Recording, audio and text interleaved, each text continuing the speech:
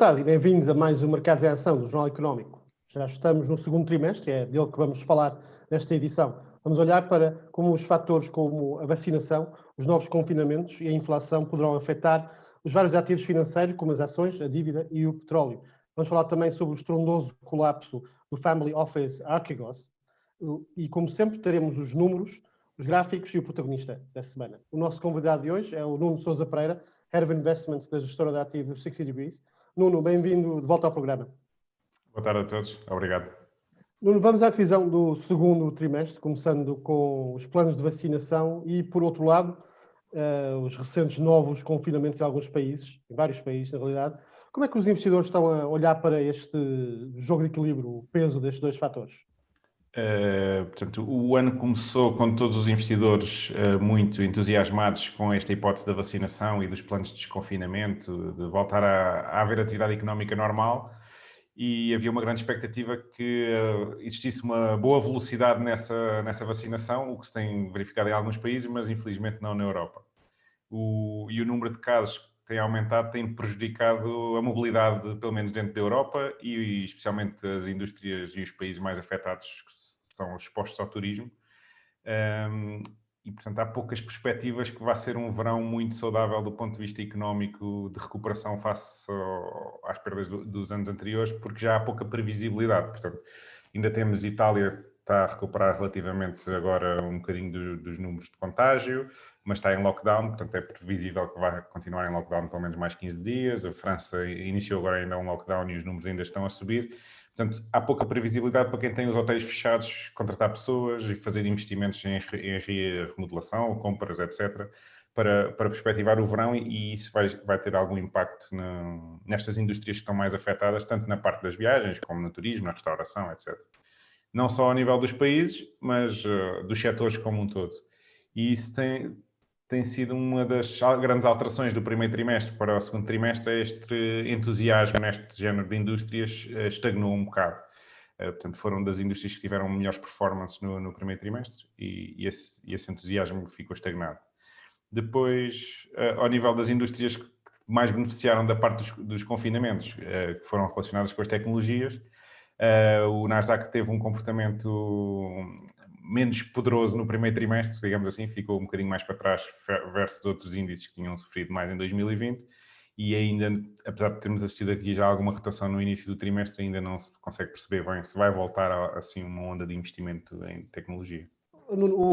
Esse cenário todo no primeiro trimestre, com esse entusiasmo sobre os setores mais cíclicos, não é? Como os de turismo, viagens, até petróleo, como vimos nesses meses, contrastou, levou a uma situação um bocadinho pouco habitual, pelo menos no ano passado, foi os principais índices europeus a ganharem em 2 dígitos percentuais, muitos deles, o CAC, o francês, o DAX alemão, não o PSI 20 português, infelizmente, mas em contraste e superando até o desempenho dos principais índices em Wall Street, como disseste, o Nasdaq ficou-se por uns 3% e tal no year to date, o S&P 500 e o Dow Jones são mais representativos alargadamente da economia como um todo, incluindo a indústria, subiram um bocadinho mais, mas ficaram aquém nos europeus.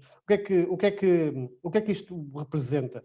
Foi um bocadinho de recuperação daquilo que aconteceu no ano passado e, mais importante, com esta situação de alguma imprevisibilidade agora, poderemos ver este overperformance a continuar ou vamos voltar ao normal? Portanto, na nossa opinião, os Estados Unidos continuam a ser muito mais dinâmicos, portanto, basta recordar que já implementaram programas de estímulos mais do que um, não é? Enquanto a Europa ainda vai implementar o primeiro, e agora surgiu mais uma nova barreira em termos de timing, que é um recurso para o Supremo Tribunal Constitucional Alemão, sobre as ajudas, se serão constitucionais ou não. E, portanto, temos o dinamismo todo completamente do lado dos Estados Unidos. O mercado sofreu aqui uma grande alteração no primeiro trimestre ao nível das obrigações, com uma subida enorme das yields nos Estados Unidos. No prazo de 10 anos tivemos quase uma duplicação da taxa de juros face ao final do ano para o final do primeiro trimestre de 2021 e, portanto, há uma certa pressão inflacionista. Muitos estados já reabriram completamente, especialmente os estados com governadores republicanos têm feito um caminho à frente para reabrir a sua atividade económica e portanto, isso cria aqui uma onda de otimismo nos Estados Unidos. Além disso, há aqui um segundo plano que está a ser desenvolvido, que é um plano de investimento em infraestruturas, que vai beneficiar a economia direta e não só a economia financeira, digamos assim, em que há estímulos diretos de dinheiro às pessoas e essas pessoas poderiam escolher consumir, investir, etc. Agora seria preparar o país para ter infraestruturas produtivas. Aí, nesse aspecto, pode haver aqui um detractor, que é o aumento de impostos que está a ser estudado para financiar esse investimento em infraestrutura. Pode ser aqui um travão depois à capacidade económica das empresas de voltarem a reinvestir os lucros e verem atratividade nos seus investimentos. Do lado da Europa, apesar do overperformance, o que vemos é realmente este fator da vacinação a começar a pesar, no sentido em que grandes economias, como é o caso de França e Itália, voltam a fechar. A Alemanha anda aqui um bocadinho para trás e para a frente a tentar gerir os números das infecções, com notícias de novos confinamentos, notícias de não confinamentos, etc. E, portanto, isto cria aqui muita incerteza sobre a estabilidade das empresas ao nível do consumo e da capacidade produtiva, porque uma coisa que esta crise veio, e tu referiste o petróleo, mas há outras commodities, digamos assim, nomeadamente os chips, têm sido muito afetados na parte da produção, a logística de entrega e a capacidade de disponibilização dos recursos quando o consumidor os quer.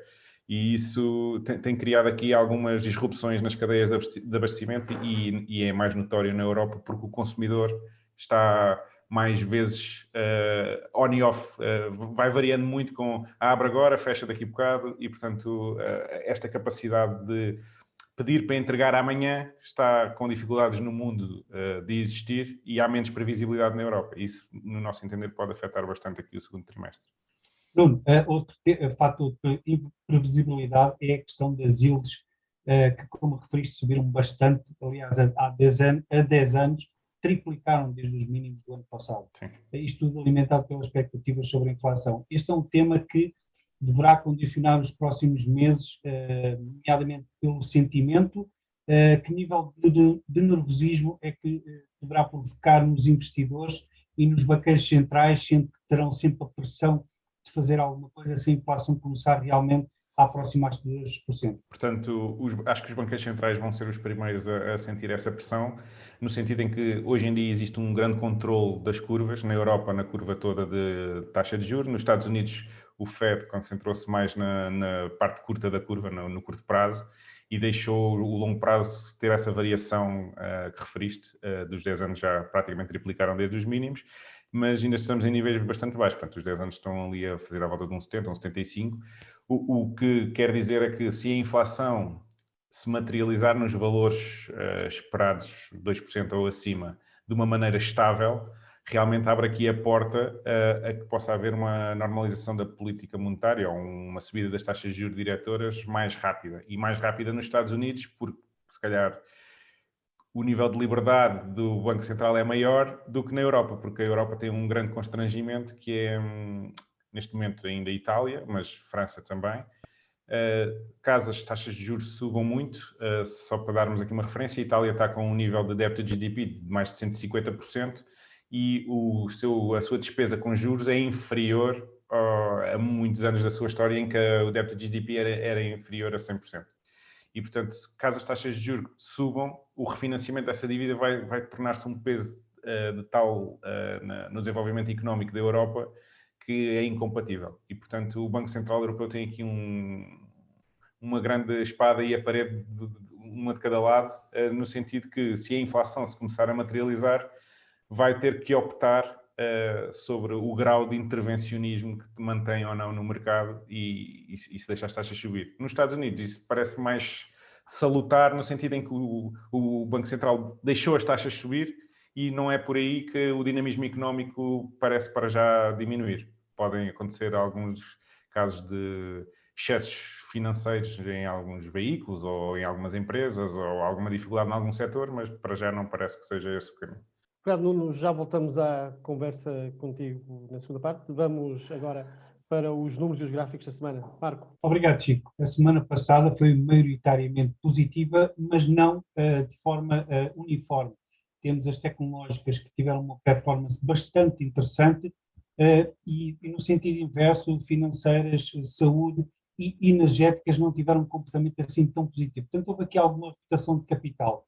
Em relação a 6 meses atrás, podemos ver que o cenário é quase todo ele positivo, com alguns pontos de exceção, nomeadamente chama aqui a atenção para a Zoom, que teve uma perda substancial nos últimos 6 meses, portanto a Zoom não é considerada como aquela empresa, pelo menos para já, que irá beneficiar a longo prazo desta nova forma de negócio, ao contrário das grandes tecnológicas, nomeadamente a Google.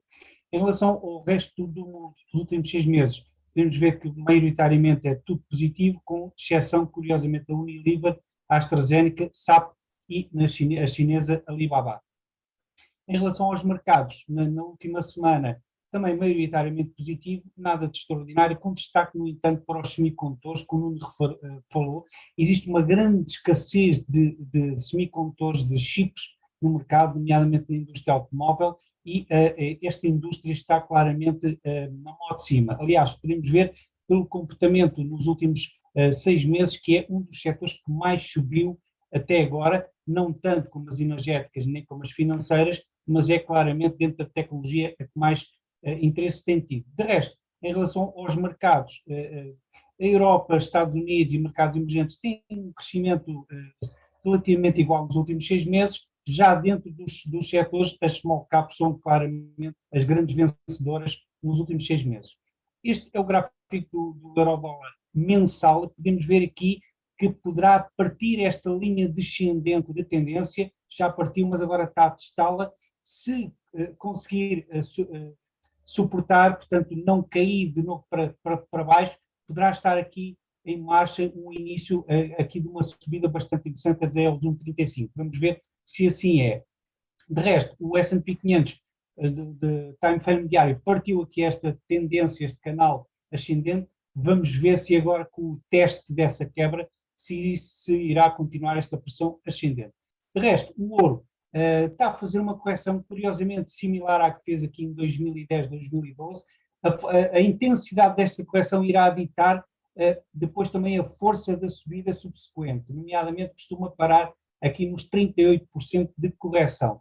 Depois, o gráfico do Nasdaq 4 horas, que quebrou esta linha dos ombros de um canal, de um chamado padrão Head and Shoulders invertido, e que, se aguentar o teste, poderá abrir espaço aqui para uma subida do Nasdaq para novos máximos históricos. E, por fim, o gráfico da Viacom CBS, que foi uma das empresas que esteve sob pressão por causa da venda a descoberto da Arquegos, do fundo Arquegos, e podemos ver aqui que depois de ter subido bastante desde o início do ano, teve uma correção de cerca de 50% em meia dúzia de dias, portanto foi claramente uma das mais prejudicadas. E é tudo, Chico. Obrigado, Marco, dos números para os gráficos. Voltamos para os números, com o meu número da semana, e é relacionado precisamente com esse Family Office, o fundo Arquegos, que tem estado em destaque nas últimas semanas por causa do colapso, muito a ver com essas ações da Viacom. O número que eu destaco é 4,7 mil milhões de dólares. É a estimativa das perdas que o banco Credit Suisse teve com este Family Office, que colapsou na semana passada. Não foram só as perdas também resultaram também numa alteração da gestão do risco do Credit Suisse, com executivos a perderem os cargos por causa desta situação. Voltamos à conversa com o Nuno Sousa Pereira, da 60 Degrees. Nuno, vamos fazer a pausa na antevisão do trimestre para falarmos um bocadinho sobre este caso. O que é que aconteceu com a Arquegos e que impactos é que poderá ter? Muita gente falou nisto como um potencial novo Lehman Brothers, mas parece estar um bocadinho mais controlado, certo? Sim, parece mais contido, mas ainda não devemos ter visto o impacto total do desenrolar das posições, do desfazer das posições. O que aconteceu foi um veículo obscuro, que é um family office, portanto, no outro espectro temos os fundos de investimento onde nós atuamos, que são totalmente regulados. Todos os dias temos que comunicar à CMVM e aos bancos depositários, etc., a constituição da carteira, os derivados, o risco, etc. E este family office é o outro espectro, digamos assim, que tem poucos investidores que confiam naquela gestão que foi designada por uma família ou várias famílias e que tem pouco escrutínio e o modo de atuação que eles decidiram utilizar, em vez de utilizar derivados cotados em bolsa que teriam que fazer margem todos os dias, eles desenvolveram portanto, negócios bilaterais com vários bancos com total return swaps, portanto, derivados complexos não cotados em bolsa e que são cotados só com aquela contraparte e que não são reportados às outras. Portanto, e o que eles fizeram foi multiplicaram o seu risco por 5 ou 6 vezes, uma vez com cada linha de banco, sem dizer aos outros bancos que tinham o mesmo género de risco já noutra linha de crédito. E quando esse risco se começou a desfazer e as contas margens os bancos começaram a pedir contas colateral para manter esses negócios vivos, a Archegos não conseguiu manter os negócios vivos e foram compulsivamente fechados por falta de margem, o que levou a o exemplo mais caricato aqui é o exemplo que o Marco mostrou da Viacom, que tinha subido mais de 100% desde o início do ano e que em poucos dias perdeu toda esta subida. Portanto, o que se fala muito é os investidores não estavam alertas para isto, nem os bancos, pelo disclosure que não era obrigatório fazer. Portanto, ninguém sabia quem eram os verdadeiros beneficiários económicos daquelas posições, ninguém sabia que aquelas posições existiam como um todo, só os bancos unilateralmente sabiam da sua que tinham desenvolvido com aquele family office, mas não sabiam dos outros. E isso levou a que muitos investidores possam ter sido surpreendidos. Portanto, a ação estava a cotar a $100 poucos dias antes, ou há mais ou menos uma semana.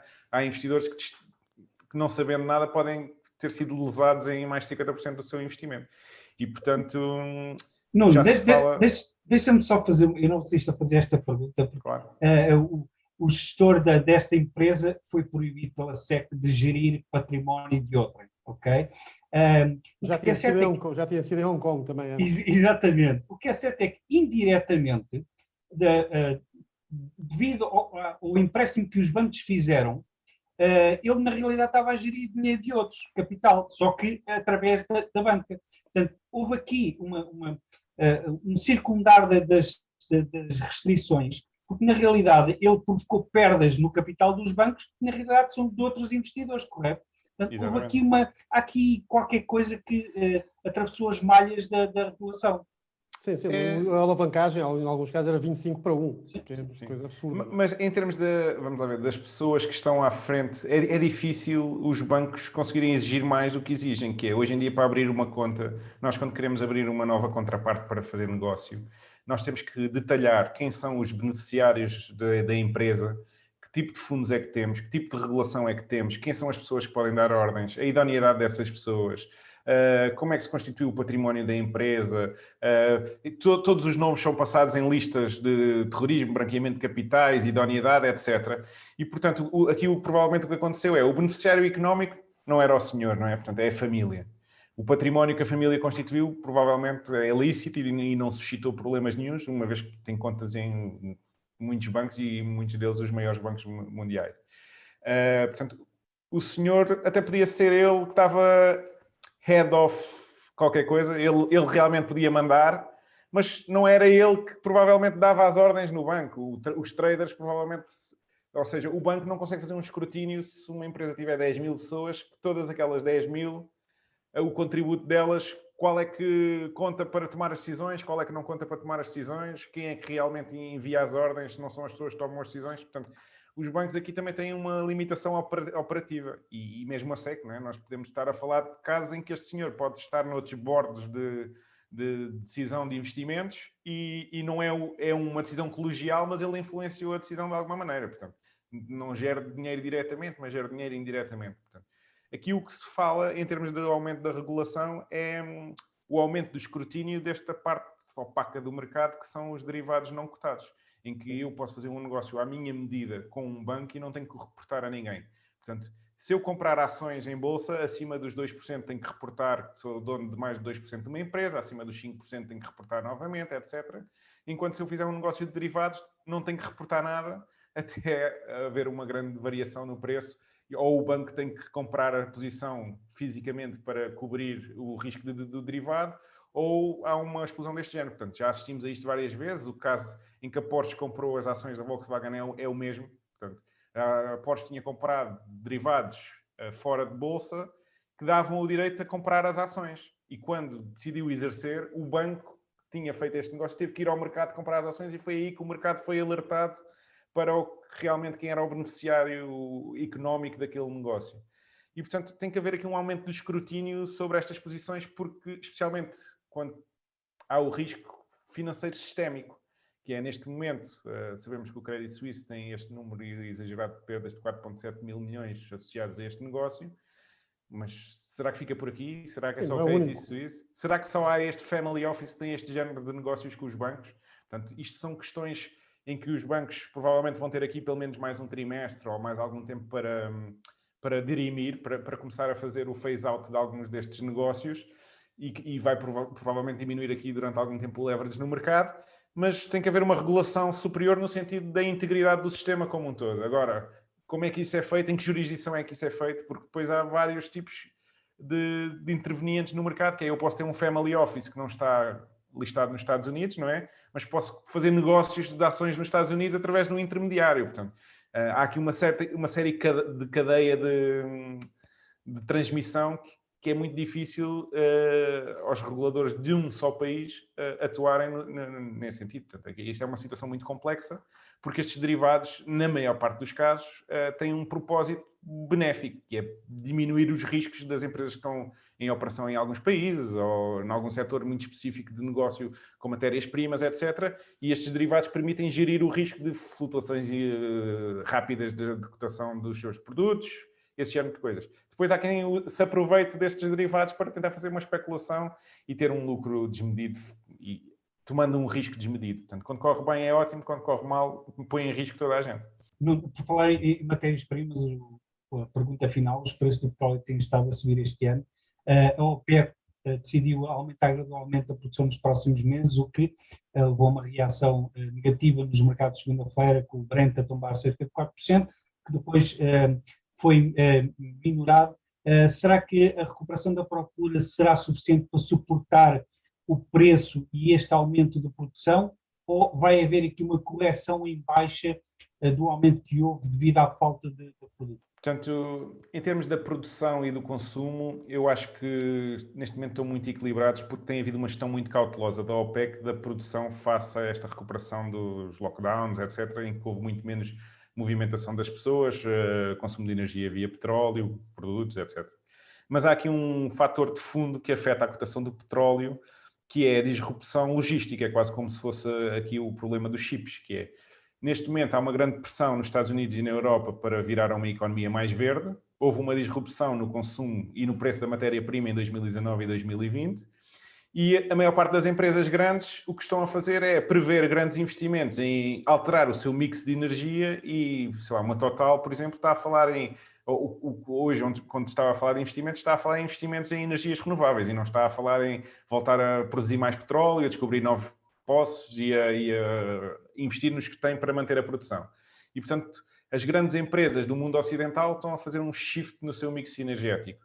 E estão a deslocar a produção e o petróleo para os países que ainda produzem e dependem muito do petróleo, quando o mundo ainda precisa de consumir petróleo para a sua energia. E, portanto, estão, no fundo, a criar aqui uma cadeia logística necessária de transporte, e agora vimos quando foi o bloqueio do canal do Suez, uma parte significativa da transação de petróleo passava, o transporte passava pelo canal do Suez. E, portanto,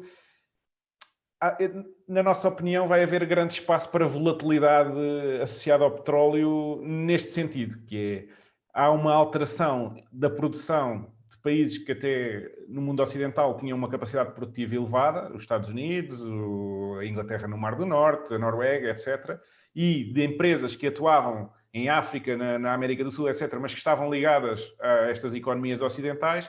Há uma disrupção na capacidade de produção deste núcleo para o núcleo dos países que estão mais ligados o seu orçamento está quase plenamente ligado ao preço do petróleo, como que seja o caso da Arábia Saudita. Neste momento, muita Rússia também tem contribuído para o controle do preço do petróleo, e países em que é difícil, como vimos agora o caso de Moçambique, geograficamente e pelas condições de segurança, haver um aumento rápido da produção, porque não é fácil fazer investimentos e desenvolvimentos de projetos nessas geografias. Portanto, não é uma indústria como a indústria extrativa de qualquer mineral, o petróleo sofre desses mesmos problemas. Portanto, não é, eu hoje não decido fazer um investimento em petróleo e amanhã tenho o poço a produzir. E com estas alterações todas vai haver aqui uma pressão para o preço do petróleo subir, mas pode vir com grande volatilidade. Nuno, muito obrigado por mais uma participação no Mercado de Ação. Eu agradeço imenso a vossa obrigado. Marco, protagonista da semana, quem é que temos hoje?